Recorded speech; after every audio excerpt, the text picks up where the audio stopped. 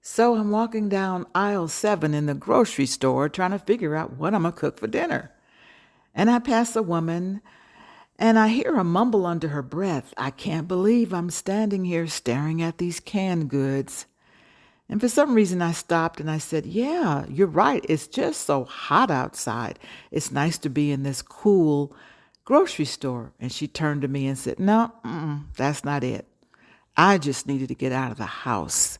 I needed to get away from the stress and the drama and everybody pulling on me and taking care of everybody else. I am exhausted." And at that moment, I felt compelled to say, "May I pray with you?" I got over feeling awkward and got out of my comfort zone. And as I asked her that, she rushed towards me. "Yes, yes, you can pray for me."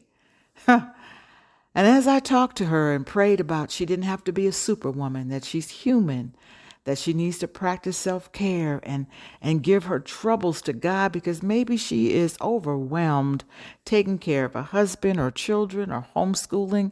Maybe she's got some financial worries. Maybe she's taking care of her parents. Maybe she's taking care of someone who's sick. I don't know.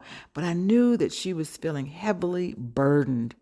And as I prayed, her tears began to run down her face. And I knew in that moment I did the right thing. I knew in that moment she felt seen, heard, comforted, and connected. And when I finished praying, she said, "Thank you so much." She wanted to hug me. She said, "I feel so much better." And I said to myself, I wonder how many people are sitting in a parking lot somewhere, or sitting in their home driveway, or staring at some canned goods in a grocery store, frozen in fear, loneliness, anxiety, grief, anger, feeling hopeless and exhausted. When I finished praying, she said, "What is your name?" And I told her, and she said, "What church do you go to?" And I said, "Well, I don't have a church home right now. This is my ministry, a ministry without walls." And she said, "Wow, I needed that." And she looked so much better.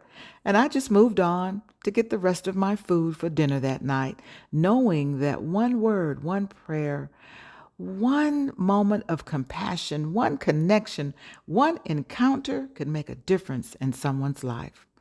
And I thank God for using me because we never know what people are going through. We walk past people and some of them look like they're in a daze. We're looking at faces covered with masks. We're looking at people who look tired, or they look mean, or they look angry, or they look tired. And we need to be able to connect with others. We don't need the enemy to keep us from talking and connecting.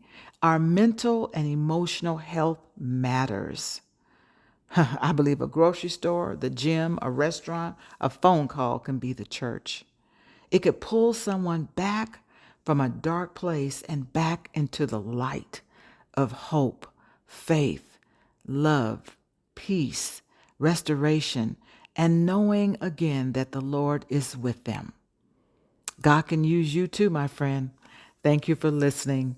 This is Jewel Diamond Taylor reminding you to stay in the light.